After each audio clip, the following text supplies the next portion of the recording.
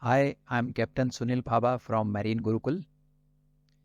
Many of our viewers had asked us to explain the solution of a gyro numerical based on the free gyroscope.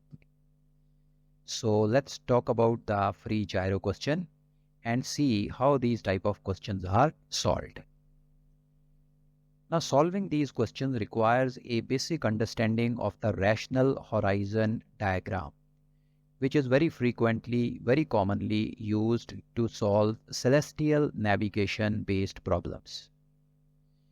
We also need to be familiar with Napier's rules, which is used to solve a spherical triangle in spherical trigonometry. So it's a good idea to refresh these topics before we go into the free gyro topic. A free gyro is an unrestricted gyro which is placed inside an arrangement of gimbal rings, and this free gyro, the spin axis of this free gyro points towards a fixed direction in space. We can assume a imaginary star in this fixed direction, and this particular star, which is in the direction of the spin axis, is known as a gyro star. The spin axis of a free gyro follows the motion of this gyro star. So if we need to find out what is the direction in which our spin axis is pointing, we need to find out what is the direction in which the gyro star is. So with this understanding clear in our mind, let's try to understand the concept of free gyro numerical using an actual question. The question says, at 00 hours 00 minute and 00 second GMT in latitude 45 degrees south and longitude 000 degrees, spin axis of a free gyro is horizontal and pointing in a direction of 120 degrees true. At what time will it point 270 degrees true on the same day? Now these kind of questions are known as free gyro questions. You see, they are mentioning about the motion of a free gyro. Now these numericals are solved using the rational horizon diagram. We are familiar with the rational horizon diagram which we use in celestial navigation. The same rational horizon diagram will be used for solving these free gyro type questions. So let us now mark or plot the rational horizon for this particular observer. We are aware that the rational horizon diagram looks like this. You have the 4 reference point. On top we have the north, right side we have the east, at the bottom we have the south, and on the left side we have the west point. And at the center of this rational horizon diagram, we have the zenith represented by Z Zulu. Now the latitude of the observer is given to be 45 degrees south. That means the observer is south of the equator. So zenith will be south of the equinoctial, or in other words, equinoctial will be north of the zenith. Also, since our observer is in the southern hemisphere, he will be able to see the south pole. The elevated pole will be the south pole. So let's mark the pole here. You can see the pole coming up in the diagram represented by P, Papa. We can also mark the equinoctial. Equinoctial will be passing north of the zenith. Equinoctial always passes from W and E, west and east points on the rational horizon. So you see this WQE marking the equinoctial for this particular observer. Observer's position is south of the equator. So similarly, the zenith is south of the equinoctial. Now the question says that the spin axis of a free gyro is at one point of time horizontal and pointing in 120 direction. So let's identify 120 direction first. The end point represents the north direction and as you go clockwise, the direction changes to 10, 20, 30, 40. Then at point E, the direction is 0, 90. Going further, we have to go up to 120. So 120 is going to be at this particular point. So let us show our star at a bearing of 120 degrees true. Since our spin axis is horizontal, our gyro star's altitude will be 0. So that means the gyro star is going to be at the rational horizon. So let's mark our gyro star. You can see our gyro star here, the red color star represented by X-ray. So spin axis is pointing 120. The azimuth of the gyro star is 120. Spin axis is horizontal. That is why the altitude of the gyro star is 0. It is on the horizon. Also, we know ZQ represents the latitude of the observer. Latitude is given to be 45 degrees. So we have marked that as 45. And we are aware that P2Z is the colat of the observer. And in case of 45 degree latitude, the colat will also be 45 degrees. 90 minus latitude, 90 minus 45 gives us the colat PZ as 45 degrees. Now we have the pole, we have the gyro star here. Let's mark the celestial meridian of the gyro star. So you can see this is the celestial meridian of the gyro star, P2X Papa 2 X-ray. Also, since the bearing of the gyro star is 120 degrees, this particular angle, the angle Z of the PZX triangle, is going to be 60 degrees. ZS represents the south direction, 180. Bearing of the star is 120. Difference between them is 60 degrees. That is the angle Z of our PZX triangle. Now in this triangle, if you look carefully, the side Z to X is 90 degrees. Zenith is represented by Z. The star is on the horizon at point X. Zenith to horizon is always 90 degrees. So Z to X is 90 degrees, and we can now see that triangle PZX is a special spherical triangle in which we have the side ZX as a 90 degree side. So we can apply the Napier's rule.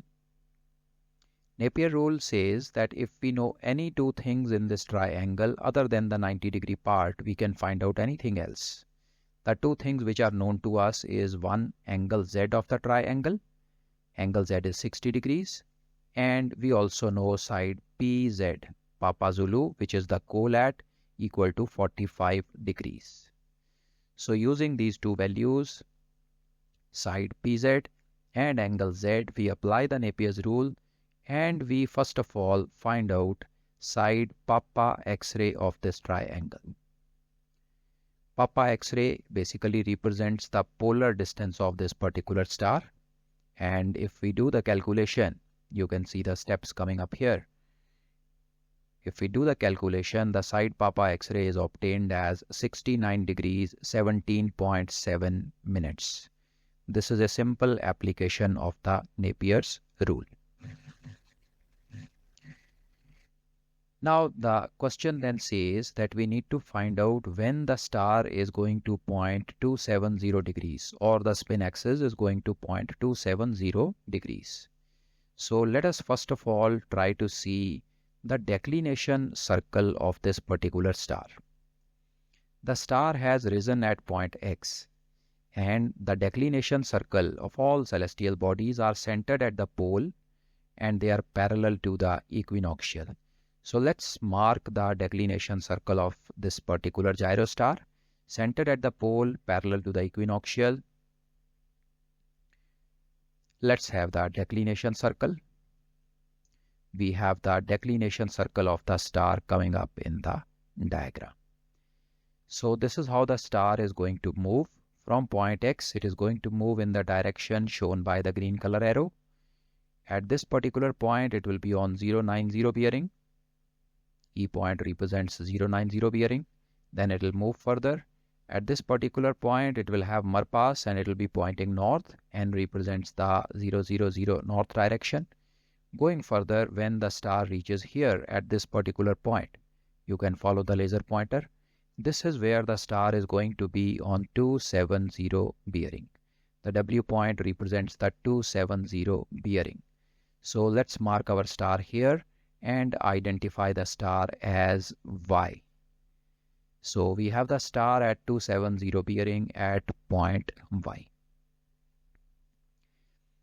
Also, before going further, in this same PZX triangle, we can apply the Napier's rule again, and using the Napier's rule, using these two items, PZ as 45, angle Z as 60, we also calculate angle P of the triangle, the yellow color angle which you see, and this comes out to be 112 degrees 12.5 minutes.